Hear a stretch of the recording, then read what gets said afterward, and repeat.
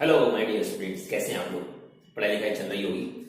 आज हम लोग काइनेटिक एनर्जी, पोटेंशियल एनर्जी के फॉर्मूलों को देखने से पहले कुछ प्रॉब्लम सॉल्व करते हैं। A body moves in the x direction due to the variable force x पर वो 0 से 5 मीटर तक कवर करती है due to the variable force, and the variable force की वैल्यू दे रखी है यहाँ पे 3x square minus 2x plus 7, जो कि डिस्टेंस के साथ वेरी कर रहा है। और पूछा जा रहा है कि इस फोर्स के कारण वर्क डन कितना होगा जब वो x एक्सिस पर मूव कर रही है फ्रॉम 0 टू 5 मीटर। तो यहां पर वर्क डन निकालने के लिए चूंकि वेरिएबल फोर्स है, इसलिए हम लोग dw इज इक्वल टू लेंगे f dx। यहां पे f की वैल्यू हम लोग के पास है 3x square minus 2x plus 7 and here we have dx या dw। यहां पे इंटीग्रेशन करना है हम लोगों को, यहां पे भी इंटीग्रेशन करेंगे तो यहां पे पोजीशन इसकी चेंज हो रही है फ्रॉम 0, इनिशियल पोजीशन है 0 एंड फाइनल पोजीशन है 5 मीटर। ठीक इसी तरीके से W लेना है, इनिशियल वर्क इसका 0 है क्योंकि उसके पास कोई एनर्जी नहीं है शुरुआत में, उसके बाद फाइनल एनर्जी या फाइनल वर्क डन W है। तो यहां पे जब इसका इंटीग्रेशन करेंगे तो हम लोग को मिलेगा W, इसकी लोअर लिमिट है 0, अपर लिमिट है W। एंड हियर जब हम लोग यहां पे इंटीग्रेशन करेंगे तो 0 to 5 3x square dx, 3x square dx, पहले इसका इंटीग्रेशन करेंगे माइनस 2x dx और इसकी वैल्यू लेंगे 0 टू 5, फिर प्लस 7 का हम लोग इंटीग्रेशन करेंगे 0 टू 5 dx। जब इसका इंटीग्रेशन करेंगे तो हम लोग को मिल जाएगा 3x स्क्वायर, एक पावर इसकी बढ़ जाएगी प्लस 1 डिवाइडेड बाई 2 प्लस 1। ठीक इसी तरीके से यहाँ पे 2 कांस्टेंट है, बाहर निकल गया, x पर एक पावर बढ़ जाएगी 1 प्लस 1, यहाँ पे भी हम लोग को मिल जाएगा 1 प्लस 1 प्लस यहाँ पे 7 का जब हम लोग इंटीग्रेशन करेंगे तो हम लोग को मिल जाएगा 7x। यहाँ पे लिमिट है, लोअर लिमिट है 0 एंड अपर लिमिट है 5। यहाँ पे भी लोअर लिमिट है 0, अपर लिमिट है 5, 0 टू 5। यहाँ पे जब इंटीग्रेशन करेंगे तो w upper limit minus lower limit 0, तो यहाँ पे w इज इक्वल टू मिल जाएगा 3 से 3 कैंसिल हो गया तो हम लोग के पास बचा है x to the power 3 and lower limit है 0, अपर लिमिट है 5। 2 से 2 कैंसिल हो गया, यहाँ पे हम लोग को बचेगा x स्क्वायर, लोअर लिमिट है 0, अपर लिमिट है 5 प्लस यहाँ पे 7, लोअर लिमिट है 0, अपर लिमिट है 5। इस तरीके से हम लोग करेंगे। यहाँ पे वैल्यू पुट करेंगे तो x की वैल्यू हम लोग के पास मिल जाएगी 5 cube is 125 minus x square means 25 plus 7x means 7 into 5 means 35। तो सॉल्व करने पे यहाँ पे हम लोग को मिल जाएगा 135। चूंकि यह फोर्स हम लोगों का न्यूटन में दिया हुआ है एंड डिस्टेंस मीटर में दे रखी है, तो यह वर्क डन हम लोगों का जूल में आएगा। तो W is equal to 135 joule, तब जब वेरिएबल फोर्स है। तो वेरिएबल फोर्स होते समय हम लोग को इसका इंटीग्रेशन करके सॉल्व करना पड़ेगा। और अगला क्वेश्चन ले लेते हैं कि a boy exerts a force on a body and displaces it. F force लगा रहा है और उसकी वैल्यू कुछ इस तरीके से दे रखी है।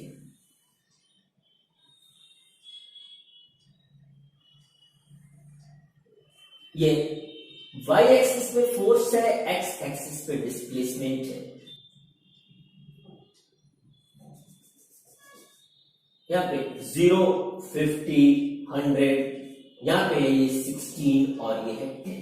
ये वैल्यूज दी हुई है, ये मीटर में दिया हुआ है एंड ये न्यूटन में दिया हुआ है। हम लोगों को वर्क डन निकालना है, तो बेसिकली वर्क डन निकालने के लिए हम लोग इस वाले पोर्शन का एरिया निकालेंगे। पूरे के पूरे ग्राफ का एरिया ही हमें वर्क डन के बारे में इंफॉर्मेशन देगा। तो यहाँ पे हम लोगों के पास एक रेक्टेंगल बन रहा है एंड एक ट्रेपेजियम बन रहा है। तो work done will be equal to area of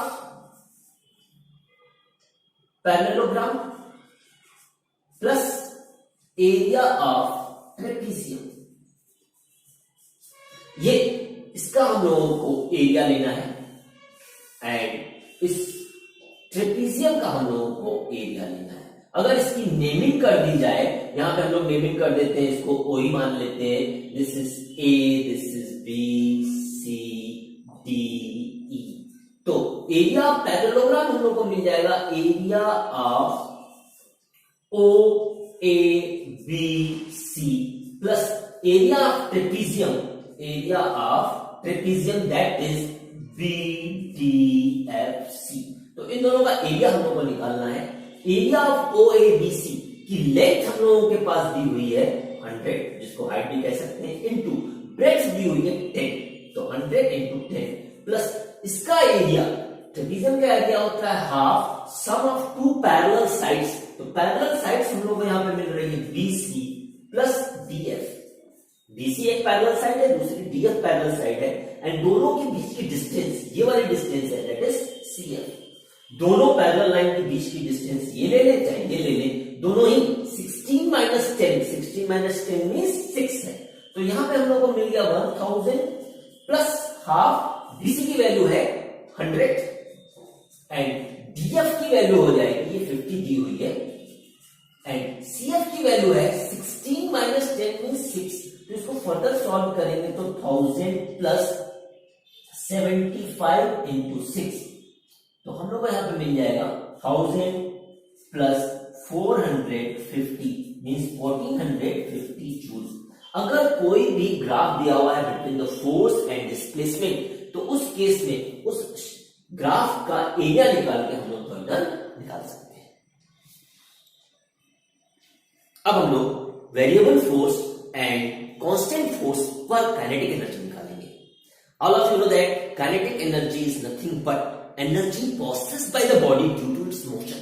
motion के कारण उसके पास जो एनर्जी है, that energy is known as kinetic energy. And जब हम किसी बॉडी के ऊपर वर्क करके उसमें डिस्प्लेसमेंट पैदा करते हैं, तो डिस्प्लेसमेंट पैदा करते समय उसके अंदर एक वेलोसिटी गेन होती है, उस वेलोसिटी के कारण उसके पास एक एनर्जी आ रही है, that energy is known as kinetic energy. तो कोई भी अगर मूविंग बॉडी है तो उसके पास काइनेटिक एनर्जी जरूर होगी। अगर कोई भी बॉडी एक पर्टिकुलर हाइट पे प्लेस्ड है, तो due to the gravitational field of earth और due to the gravitational force, इसके पास एक एनर्जी है, that is known as potential energy. तो पोटेंशियल एनर्जी क्या है? It is energy possessed by the body due to its position और change in shape. अगर कोई भी बॉडी कहीं पे प्लेस्ड है तो उसके पास एक पोटेंशियल एनर्जी है, and due to the change in shape. Change in shape का मतलब अगर हम रबर बैंड को लेके स्ट्रेच कर दें, so basically we are doing work, and that work stores in the form of potential energy in the body. वह work potential energy के रूप में उस बॉडी के अंदर स्टोर हो जा रहा है, एंड इंटरेस्टिंगली जब हम लोग उस रबर बैंड को रिलीज करेंगे, potential energy will now convert into the kinetic energy. तो यहां पे कन्वर्जन हो रहा है, वर्क डन हम लोगों ने किया, स्ट्रेच किया, due to the position, due to the change in shape, that rubber band occurs possess a potential energy, and when we release the rubber band, then that potential energy converts into the kinetic energy. तो यहाँ पे potential energy convert हो जा रही है kinetic energy में। तो यहाँ पे काइनेटिक एनर्जी का भी फॉर्मूला हम लोग देखेंगे। काइनेटिक एनर्जी का फॉर्मूला है half mv² and potential energy का फॉर्मूला है mgh। यहाँ पे हम लोग इक्वेशन ऑफ मोशन से वर्क डन निकालेंगे एंड वर्क एनर्जी थ्योरम को हम लोग यहाँ पे प्रूव करेंगे। यहां पे सबसे पहले हम लोग काइनेटिक एनर्जी का फॉर्मूला प्रूव करेंगे।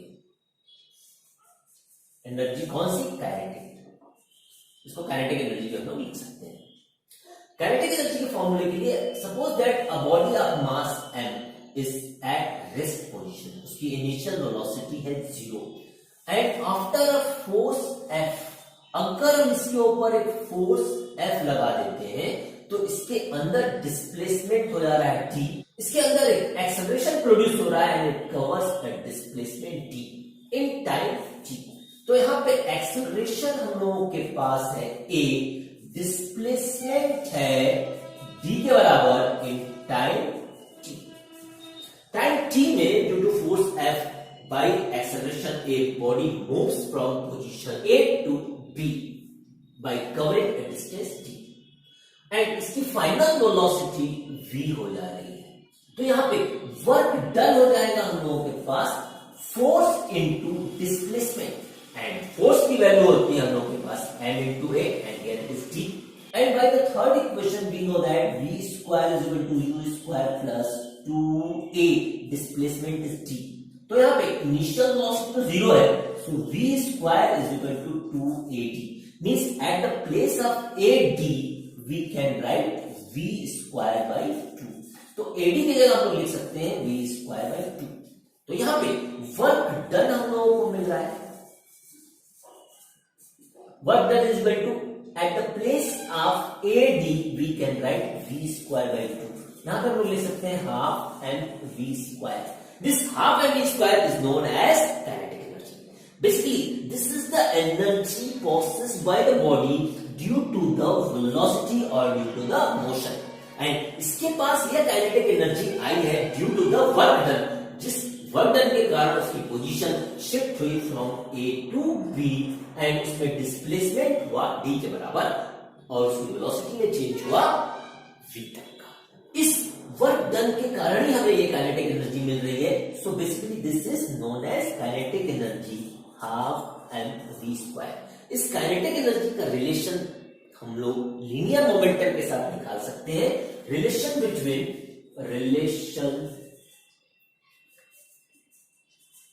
between momentum and kinetic energy. Kinetic energy is equal to हम लोग के पास है half mv square.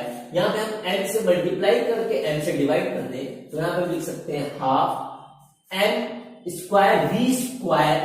m square v square की जगह हम लोग लिख सकते हैं p स्क्वायर. सो हम लोग यहां पे मिल गया 1/2 p स्क्वायर बाई 2m और p स्क्वायर बाई 2m यहां पे मिला. तो यहां पे काइनेटिक एनर्जी और मोमेंटम का ये रिलेशन है. इसको हम लोग चाहे तो लिख सकते हैं kinetic energy into 2m and under root is equal to what p. तो मोमेंटम की जगह पे काइनेटिक एनर्जी एंड 2m को अंडर रूट में करके लिख सकते हैं. अब हम लोग वर्क एनर्जी थ्योरम देखते हैं. Work energy theorem for the constant force. Constant force और वेरिएबल फोर्स में थोड़ा सा डिफरेंस आएगा. Work energy theorem, work energy theorem क्या कहता है?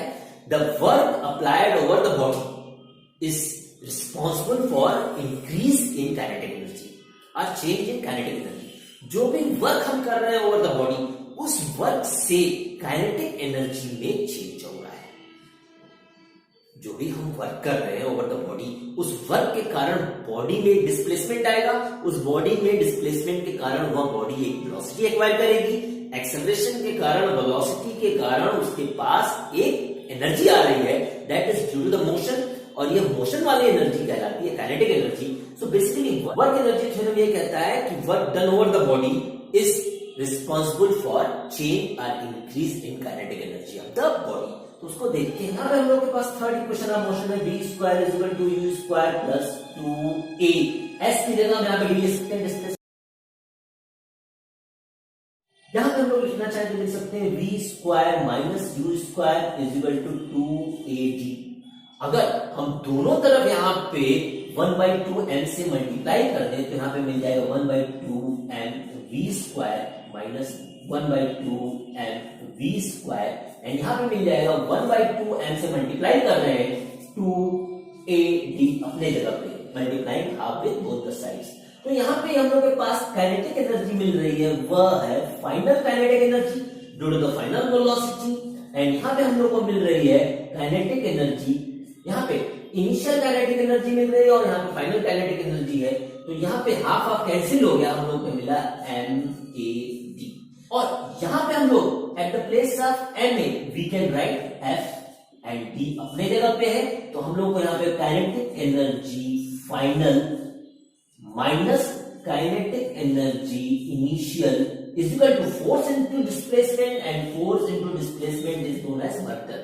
अगर हम लोग इसका वेक्टोरियल फॉर्म देखना चाहें तो यहां से हम लोग लिख सकते हैं v dot v minus u dot u is equal to 2a dot d. ये सब कुछ वेक्टर के फॉर्म में है. यहां पे जब dot product of two vectors करेंगे तो हमें स्केलर मिलेगा v square minus u square and here 2a AD cos theta, where angle between these A and D is theta. यहां पे भी अगर हाफ m से मल्टीप्लाई करें तो half m v square minus half m u square, और जब half m से हम मल्टीप्लाई करेंगे तो हाफ कैंसिल हो जाएगा, मींस 2 कैंसिल हो जाएगा, AD cos थीटा। यहाँ पे काइनेटिक एनर्जी हम लोगों को मिल रही है फाइनल माइनस काइनेटिक एनर्जी मिल रही है इनिशियल, और यहाँ पे 2 कैंसिल हो गया, हम लोग को मिला MAD cos theta. MA is equal to force, तो यहाँ पे मिल रहा है force into displacement cos theta. इसको चाहे तो हम लोग लिख सकते हैं F डॉट D। तो यहाँ पे काइनेटिक एनर्जी में जो भी चेंज आ रहा है that is due to the work done आ रहा है, ये वेक्टोरियल नोटेशन में है, और शुरुआत में हम लोगों ने स्केलर फॉर्म में इसको लिया था। यहाँ पे इस बात का ध्यान देना है कि जब A डॉट A कर रहे थे हम लोग डॉट प्रोडक्ट में तो A स्क्वायर आ रहा था, ठीक इसी तरीके से हम लोग V dot V and U dot U जब करेंगे तो V square and U square आएगा। तो ये वेक्टोरियल नोटेशन में है और ये नॉन वेक्टोरियल नोटेशन या स्केलर फॉर्म में था। अब हम लोग इस वर्क एनर्जी थ्योरम को फॉर द वेरिएबल फोर्स देखते हैं। अब हम लोग work energy theorem for variable force को प्रूव करते हैं। Work energy theorem for variable force. Variable force मतलब जो डिस्प्लेसमेंट के साथ वेरी कर रहा है। तो यहां पे हम लोगों को लेना है dk by dt। dk by dt means kinetic energy का डिफरेंशिएशन करेंगे विद रिस्पेक्ट टू टाइम। तो काइनेटिक एनर्जी का फॉर्मूला हम लोगों ने देखा है हाफ mv स्क्वायर। जब इसको डिफरेंशिएट करेंगे तो हम लोग को मिल जाएगा 1/2 m आउटसाइड है d by dt। यहां पर हम लोग डिफरेंशिएट कर रहे हैं v स्क्वायर को। जब इसको यहां पे डिफरेंशिएट करेंगे तो हम लोग को मिल जाएगा 1/2 m। v स्क्वायर का डिफरेंशिएशन हो जाएगा 2v एंड v वेरिएबल है तो यहां हम लोग लिख सकते हैं dv by dt। Means differentiation of kinetic energy with respect to time dk by dt की वैल्यू हम लोगों को मिल रही है 1/2 and 2v dv by dt। 2 में कैंसिल आउट तो हम लोग यहां मिल जाएगा mv dv by dt। यहां हम लोग दोबारा लिख सकते हैं dk by dt is equal to m dv by dt and dv by dt into v। m dv by dt is nothing but acceleration, तो हम लोग यहां पे लिख सकते हैं m into a v। But ma is equal to force, तो further हम लोग यहां लिख सकते हैं dk by dt is equal to force F and velocity v। Velocity v की जगह हम लोग लिख सकते हैं dx by dt, because velocity is nothing but change of position with respect to time। this dt will cancel out, तो हम लोग को यहाँ पे dk मिल रहा है is equal to f dx। यहाँ पे f वेरिएबल फोर्स है हम लोगों के पास। अगर हम लोग यहाँ पे इसका इंटीग्रेशन करते हैं तो हम लोगों को लिमिट लेनी पड़ेगी ki to kf। Initial kinetic energy is ki and final kinetic energy is kf। और यहाँ पे हम लोगों को पोजीशन लेनी पड़ेगी f dx जो कि x1 से x2 तक है। यहाँ पे जब इंटीग्रेशन करेंगे तो हम लोगों को मिल जाएगा kf minus ki is equal to f x2 minus x1। तो बेसिकली यहाँ पे हम लोगों को ये मिला था dw, और यहाँ पे हम लोग को मिल रहा है k final minus k initial, that is nothing but increase in kinetic energy is equal to force into displacement। force into displacement is equal to work done। तो बेसिकली हम लोगों को यहाँ पे मिल रहा है final kinetic energy minus initial kinetic energy is equal to change in work done, और it is equal to W। वहां पे work energy theorem for constant force के लिए हम लोगों ने v square minus u square is equal to 2ad लेकर solve किया था, और यहाँ पे हम लोग work energy theorem for variable force के लिए हम लोग change of kinetic energy with respect to time, मतलब काइनेटिक एनर्जी को हम लोग डिफरेंशिएट करेंगे विद रिस्पेक्ट टू टाइम। उसको डिफरेंशिएट करने के बाद हम लोग को मिलेगा mv dv by dt, and dv by dt is acceleration and m into a is equal to force। Velocity की जगह हम dx by dt लिख सकते हैं। dx by dt लिखने के बाद this dt dt will of denominator cancel out, तो हम लोग को dk इज इक्वल टू मिल रहा है f dx that is dw। यहाँ पे change of kinetic energy is equal to work done के बराबर है। यहाँ इंटीग्रेट करके हम लोग इस फॉर्म में इसको ला सकते हैं। तो बेसिकली काइनेटिक एनर्जी के वेरिएशन को विथ रिस्पेक्ट टू टाइम हम लोग यूज करेंगे for the proof of work energy theorem for variable force. अब हम लोग डिफरेंट कैटेगरीज के टू फोर्सेस को देखेंगे। एक फोर्स का नाम है कंजर्वेटिव फोर्स,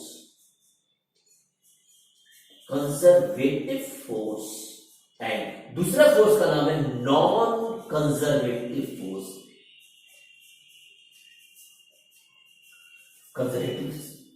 कंजर्वेटिव फोर्स क्या है? It is the force due to which work done depends only upon initial and final position.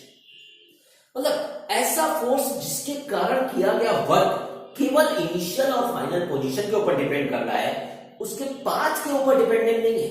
So basically this conservative force is independent of path. Work किस रास्ते से हुआ है उससे कोई मतलब नहीं है। जैसे अगर आप छत से कूद जाते हैं, छत से सीढ़ियों से उतरते हैं या सीढ़ी पर से स्लिप कर जाते हैं, हर केस में आपके द्वारा वर्टिकल डिस्प्लेसमेंट सेम होगा।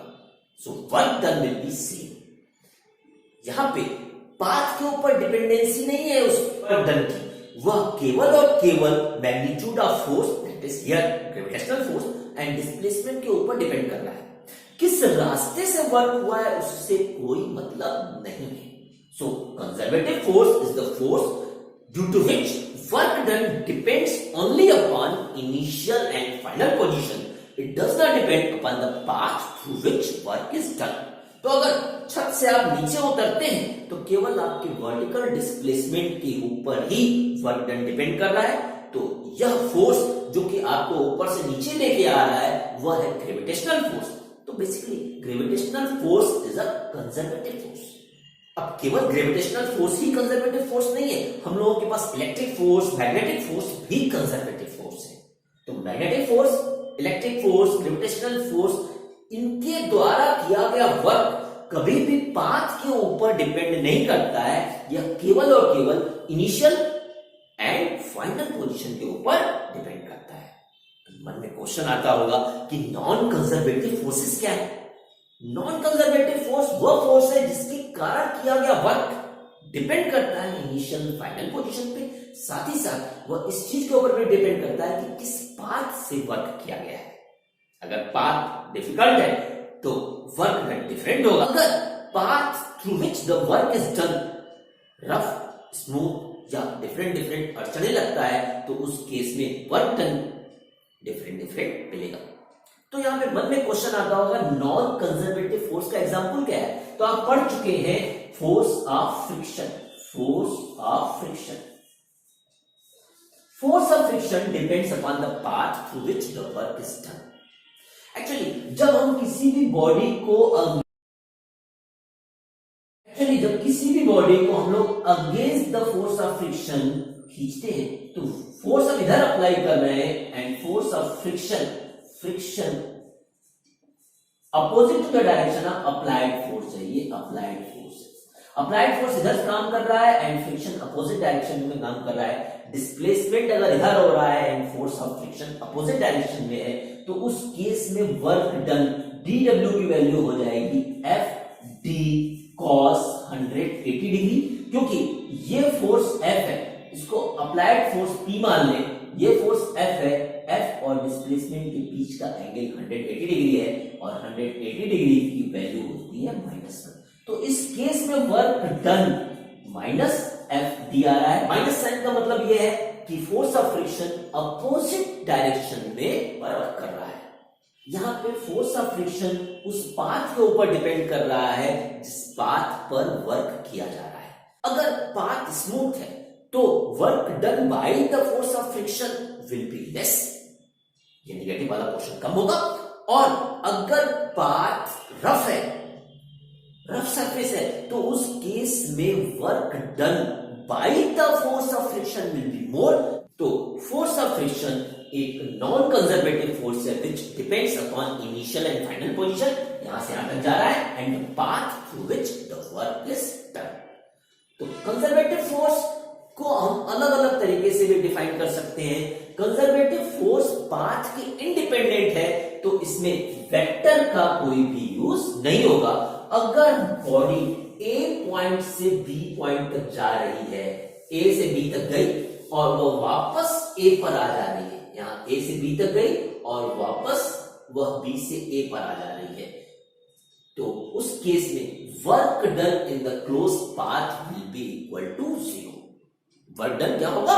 0 होगा। काइनेटिक एनर्जी का चेंज उसमें कोई भी नहीं होगा। Kinetic energy will remain constant. Conservative force को हम लोग 3 तरीके से एक्सप्लेन कर सकते हैं या डिफाइन कर सकते हैं। नंबर 1 कि work done by this depends only upon the initial and final position. Initial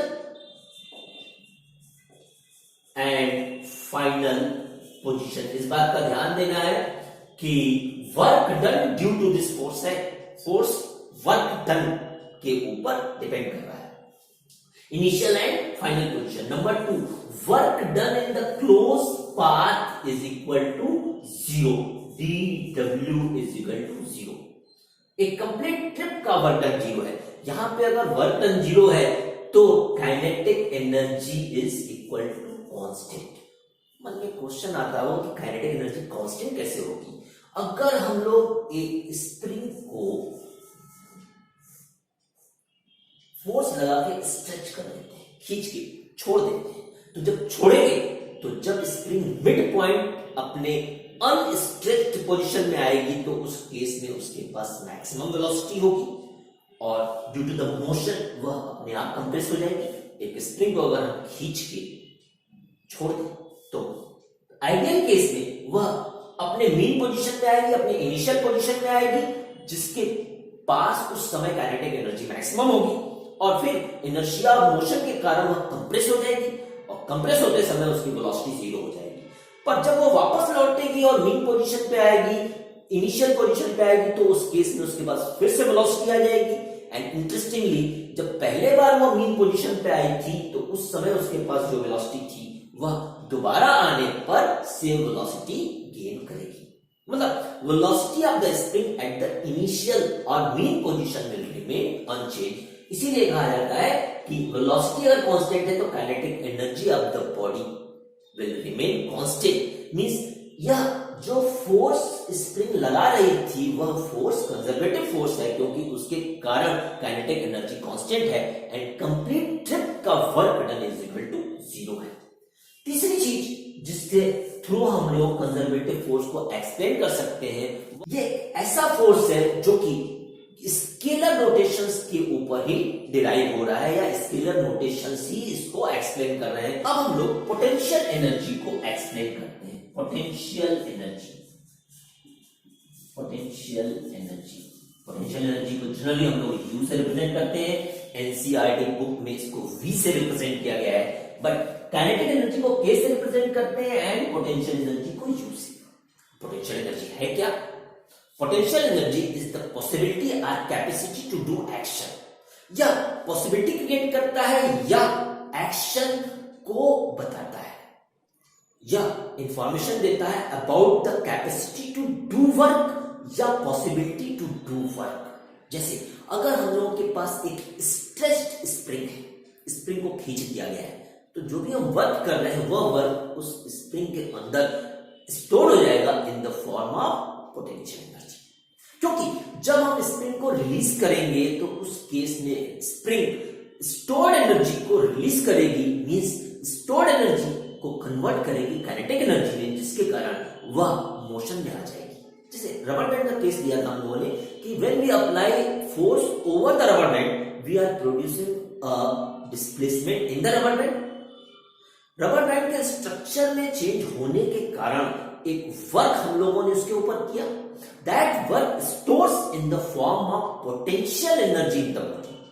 अब जो एनर्जी उसके अंदर स्टोर हुई है वो पॉसिबिलिटी क्रिएट कर रही है एक्शन को करने के लिए। मतलब जैसे ही हम अप्लाइड फोर्स को रिलीज करेंगे वह फोर्स के कारण स्टोर्ड एनर्जी को रिलीज करेगा, जिसके कारण काइनेटिक एनर्जी हमें मिलेगी। Means rubber band will move from its rest position. Rubber band अपने रेस्ट पोजीशन से काइनेटिक एनर्जी के कारण मूव करेगा।